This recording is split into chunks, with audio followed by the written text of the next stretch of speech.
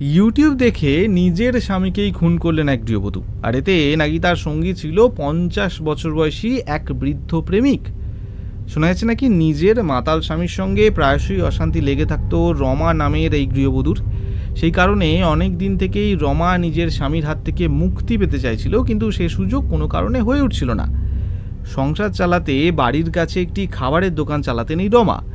সেখানেই এক 50 বছর বয়সী বৃদ্ধ নাম কর্ণের সঙ্গে আলাপ হয় তার। এরপর ধীরে ধীরে তাদের মধ্যে একটা বিবাহ বহির্ভূত সম্পর্ক গড়ে ওঠে। রমার স্বামী একটি পাঠাগারে সাফাই কর্মী ছিলেন, তিনি স্বাভাবিকভাবেই এসবের কিছুই জানতেন না।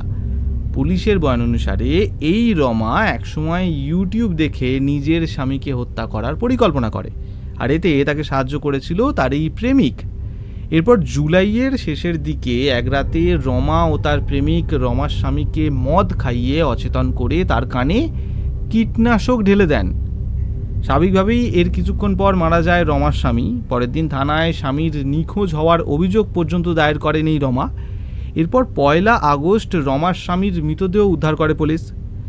পুলিশের সন্দেহ তখন হয় যখন রমা ও তার প্রেমিক দেহ ময়নাতদন্তে পাঠাতে আপত্তি তোলে।